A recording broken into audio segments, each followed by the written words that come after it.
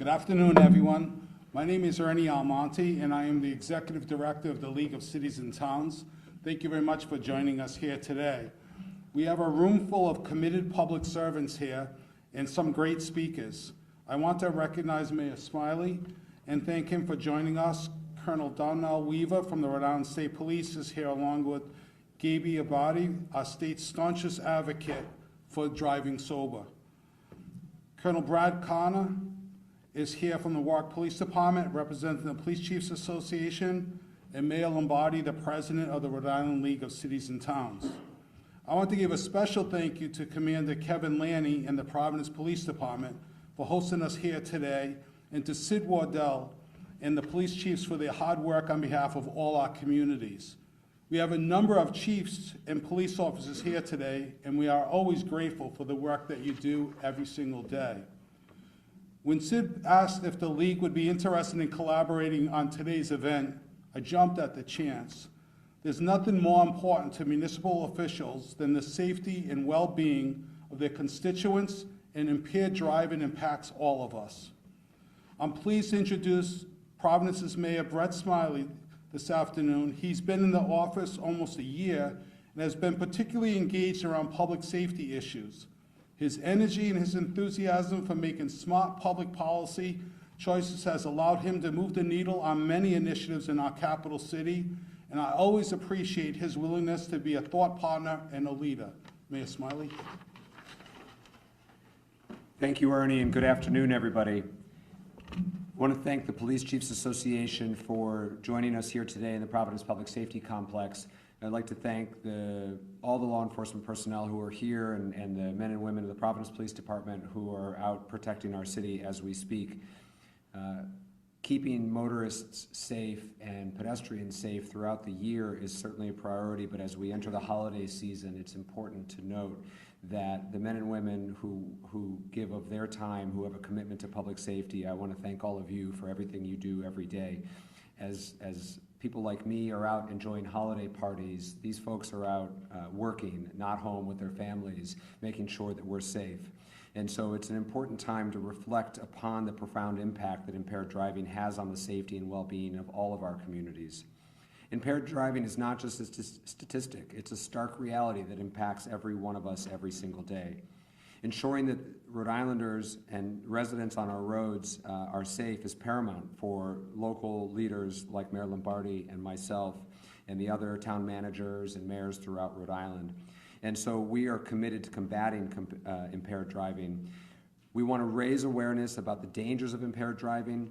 It's not just about enforcing laws, but fostering a culture of responsibility and care. By collectively acknowledging the importance of keeping our streets free from impaired drivers, we will contribute to the well-being of our communities and safeguard the lives of fellow Rhode Islanders. Impaired driving often results in tragedy, and we're here today asking for your help to stop that from happening. When we lose a life in our communities, whether it's impaired driving or incident of violent crime, we see, and mayors like Mayor Lombardi and I know, it's not just the victim and the person who perpetrated the crime, but there's a whole web, a reverberation that happens of people who are impacted by these incidents. And so we're asking everyone to do their part, to please drive safe, particularly this holiday season. You know, here in the capital city, we know we've got a lot going on over Christmas and New Year's. There's going to be great parties and celebrations, and we want you to come and enjoy everything that the capital city and the rest of Rhode Island has to offer. But we want you to do so safely. And so we're asking all of you to think about a transportation plan for the holidays, to think about how you're going to get there safely and how you're going to come home safely. And please, please, please take a moment to thank and respect the law enforcement personnel who are working hard to keep you and your neighbors safe on a daily basis. Turn it back to you, Ernie. Thank you. Thank you, Mayor. Our next speaker is Colonel Donnell Weaver, the Superintendent of Rhode Island State Police and Director of the Department of Public Safety. Colonel Weaver spent much of his career on the road with the state police, so he has seen the deadly consequences of impaired driving firsthand. Colonel Donnell Weaver.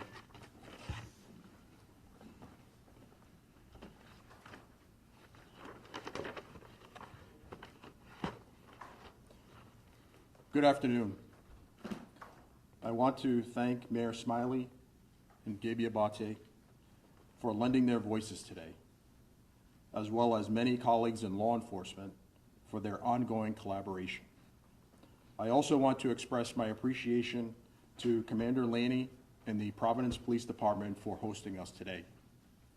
I appreciate the opportunity to participate in this conversation and lend the voice of the Rhode Island State Police in delivering a crucial message: drive sober or get pulled over.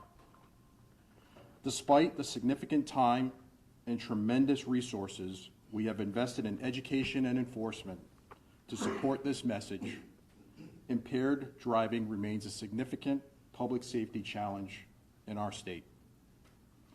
This year, we have made over 1,000 arrests for impaired driving, highlighting the widespread nature of this problem.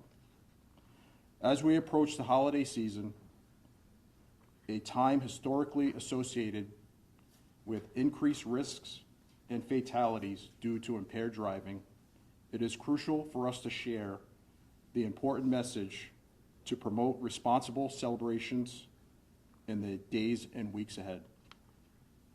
Driving under the influence, regardless of the substance consumed, is against the law and possesses a serious threat to life. Whether someone is drunk or high, it is still considered a DUI.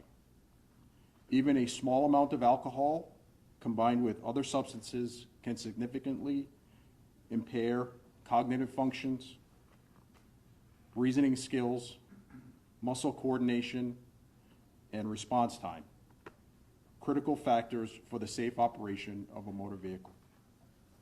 Whether it's a few drinks, a few cannabis gummies, or a combination of substances, impairment is impairment.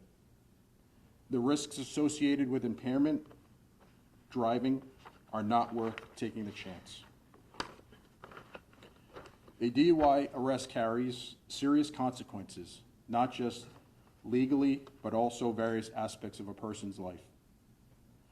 The initial offense entails penalties such as jail time, license suspension, mandatory community service, fines, fees that can amount to thousands of dollars. By making a plan and choosing not to drive after consuming substances, you can avoid these costly ramifications. Like many of the agencies represented here today, the Rhode Island State Police will have additional patrols on the roads, some of which are in our traffic safety unit. Our traffic safety unit is comprised of troopers who are dedicated to identifying and apprehending individuals driving under the influence. Our patrols will be strictly enforcing DUI compliance, and anyone found to be operating a motor vehicle under the influence will be arrested. If you plan to go out and you consume alcohol or drugs, make a plan. Designate a driver. Stay where you are. Utilize a ride share, or rely on public transportation to ensure a safe journey home. Responsible decision-making is crucial to avert a tragedy. Thank you for your time today. I hope everyone will listen to this message and join our collective efforts. Together, we can strive to make our roads safer for everyone during this holiday season. I wish you a safe and happy holiday. Thank you. And I now turn it over to Ms. Gabriel. Thank you, Colonel. My name is Gabriel Abadi, and I represent DOT and the Office on Highway Safety. I would be remiss, though, to tell you that I'm the only one in the Office on Highway Safety here today to support this important message, and any one of my team could be here, but I want to announce their names publicly. Jason Farias, Andrew Tainch, Sandra Marinucci, Joe Moroso, and Colonel Richard Sullivan. None of us do any of this work alone, and we never can be successful alone. One of the things that Mayor Smiley said, the word, and I'm a big word person, is you talked about reverberation. And at DOT, we've often referred to it as the ripple effect, but reverberation really hit something in me today. And something that just happened to me recently, I'd like to talk to you about that reverberation. So 2023 was the year that my husband and I decided to downsize, and we moved from a home that we had lived in for 37 years, and we moved to a single level, which was a good decision on our part. But one of the many processes involved with moving is you need to change your address like in a gazillion different places. It's a gazillion different places that you need to change it. So we did, but we never sent out formal address changes to announce it to anybody else. And now we notice that because it's Christmas card season and we're not getting as many. But most people who have sent us cards in the past found us. Not sure how, but they found us. And I'm grateful for that, especially because one of them was a mom who I became friends with years ago in my past work at Mothers Against Drunk Driving. And in this year's card, she sent me a note and a link to a YouTube video. And when I read it and I took it, and I didn't know what the link was because there was no YouTube picture in it, I went to look at it. And it takes today's event to that personal level, that family level that we always talk about. So the link that she sent me to is a YouTube video. It's 5 years old, and it's about a telecom company out of Canada. And it wasn't meant as an impaired driving, but she related it to one. It's a dad, and he's looking at his infant son near the Christmas tree, and he's doing this really hokey dance to the song by Come and Get Your Love by Redbone. I would really suggest you watch this video. It brings it home. And then it shows that the little boy's probably 6 years old, and they're looking at something in a Christmas window, and he does the dance again because the song comes on. Then they're sitting in a coffee shop, and now the man's like, in his mid-20s, and the father's still doing this hokey dance, and the son by now is like rolling his eyes because he's so embarrassed that his father's doing this in a public place. And so, you've heard of dad jokes before? Well, the dance that this gentleman did, I always called it a dad dance. Because I can't tell you how many times my husband did that hokey dance. And it wasn't just to like make their children laugh. He still does it sometimes, and my kids are still rolling their eyes and they're grown. But at first the boy thinks it's funny, and as he gets older it just annoys him. But the last part of the video is that the mother and the father of this man are older now, and they're sitting, and it's Christmas Eve, and they're sitting in their homes alone, and they're reading. It's a typical scene in my home right now. And all of a sudden they hear this ringing, and the father gets up and he's looking around, and the ringing is coming from a Christmas package under the tree, and he takes the package up and he opens it up, and it's a cell phone. And he opens up the cell phone. This just slays me every time. And it's this grown son with his son, the man's grandson now, and he has the music blaring, and the son is dancing with his son to the same song, and the father starts taking the song and he starts dancing to it. It's such a family moment. It's such a family moment. But the mom who sent it to me said that the man that was holding his son in the last part of it reminded her of her son and what age her son would be. And how when she saw that, she reminded that her husband would never be able to experience another hokey dance with his son.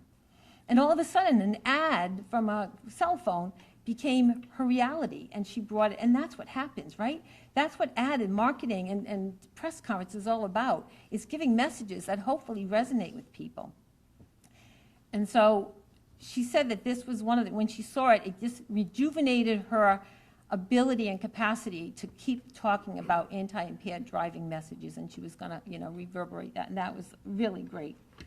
But here in Rhode Island, and I'm going to give you some numbers for a little bit, here in Rhode Island, between Thanksgiving and New Year's Day, we've lost 30 people in traffic crashes over the last 5 years. Half of those 30 deaths were in the last 2 years, and half of those were due to impairment. These are real people we're losing, not just a number, not just a statistic. They are someone's son, friend, mother, father. They're a lifetime of memories. And just that data alone is reason enough to have the press event to reiterate our calls for safe and responsible driving at what amounts to be the busiest time of year for travel. But this year's a bit different. All that we've been talking about all year long, we've been pointing to alarming surges in increased fatal crashes. Right now, as of today, we are tracking, and my office does the tracking, 68 fatal crashes, 68. The same time last year, we were tracking 48. 47, no, 48. We're tracking 69, I'm sorry, I'm getting that wrong. As of today, this morning, we just got new statistics this morning, 69 fatal crashes. This time last year, we had 48. That's nearly 24 people, families, that are feeling that reverberation. That's like the two front rows right here. And they're just not individuals. They represent communities, workplaces, and families. We can talk about the nuances of traffic crashes all day, the high percentage of people who don't wear their seatbelt. Of the fatalities, about 60% of the drivers and stuff were not wearing seatbelts in those cases. We can talk about the people who are speeding and distracted. But the whole point of us being here is to make an impression on Rhode Islanders watching this press conference and seeing it or reading about it in the news, to make an impression that will stick with them to the point where they make better decisions. And that they can convince someone else to make a better decision. It just doesn't stop with you or me. We have a responsibility to everyone else. So safe driving takes perseverance and dedication, and we know that, to resist those bad choices, to keep your hand off the phone, to keep your foot on the pedal, not as hard as you probably would like to sometime. People from DOT and certainly the Office on Highway Safety wish you all a safe and happy holiday, Christmas season, and certainly a happy New Year and safe New Year. But I do want to I can't go without thanking the mayors that are here, the League of Cities and Towns, and the Rhode Island Police Chiefs. When we look to promote or fund a program at DOT, we look for proven countermeasures. Those proven countermeasures include policymakers, law enforcement, and media, and also some community-based programs. Everyone that has a touch in those systems, on those specific countermeasures, are here today. So I really do think that the answer is out there, but we all have to take a personal responsibility for us to do that. So thank you for inviting DOT here today. I really appreciate that, and I've always loved Providence, so thank you very much.